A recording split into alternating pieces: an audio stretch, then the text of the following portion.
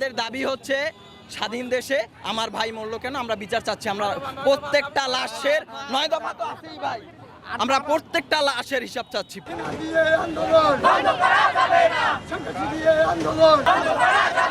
আমরা 9 দফার সাথে অবশ্যই একমত, কিন্তু আমরা আরো 4 দফা এর সাথে অ্যাড করছি এদের একাডেমিক সমস্যার জন্য, ক্যাম্পাস নিরাপত্তা সহ আরো বিভিন্ন ইস্যুতে।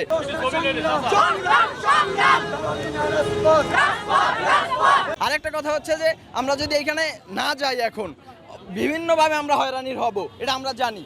এখন আমরা অবশ্যই বাসায় চলে যাব, কারণ আমার ফ্যামিলি আছে, আমার ফ্যামিলি আমার জন্য কাঁদবে। হ্যাঁ, আপনি বলতে পারেন না তুমি এই লাশের উপর দিয়ে বাসায় চলে গেছো, আমি ভাই নিরুপায়। এখন আমি এমন কিছু আমি করতে পারবো না আমার ফ্যামিলির এগেনস্টে গিয়ে।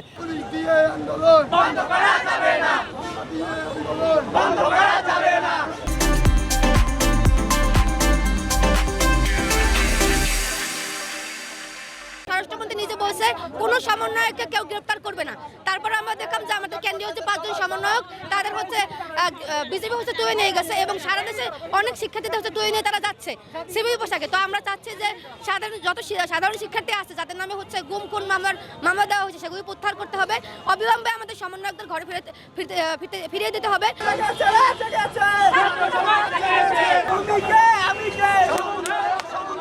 এইখানে যত হয়রানিমূলক জিনিসপত্র হচ্ছে, বাস পড়ানো, টায়ার পড়ানো, এগুলোর সাথে কোনো সাধারণ শিক্ষার্থী হচ্ছে যুক্ত নাই। এগুলো যারা করছে আপনারা তাদের বিচার করেন।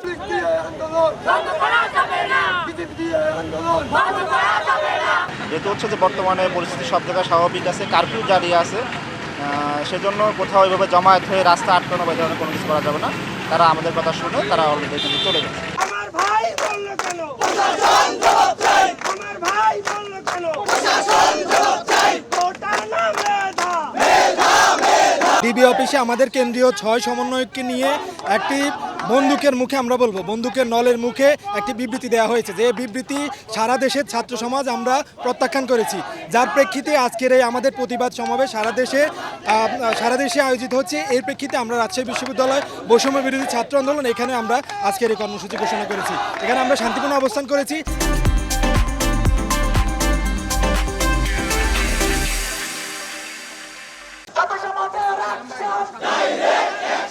ছাত্র সমাজের অ্যাকশন, ডাইরেক্ট অ্যাকশন, লেগেছে রে লেগেছে, রক্তে আগুন লেগেছে, রক্তের বন্যায় ভেসে যাবে অন্যায়। পরিস্থিতি নিয়ন্ত্রণের জন্য যা যা করতে হয় আমরা তা করেছি। মাত্র অল্প কয়েকটা ছেলে আসছে, 20-25 বা 30-40 জন ছেলে হবে। তাদের সাথে সম্মানিত 4-5 জন টিচারও ছিলেন, তাদের সাথে আমরা কথা বলেছি। কথা বলে তারা তাদের ছাত্রদেরকে এখান থেকে বুঝিয়ে এখান থেকে নিয়ে গেছেন। তা আমরা মনে করেছি শান্তিপূর্ণভাবে তাদের যে 3-4 মিনিট বা 5 মিনিট এখানে থাকার, সেটা থেকে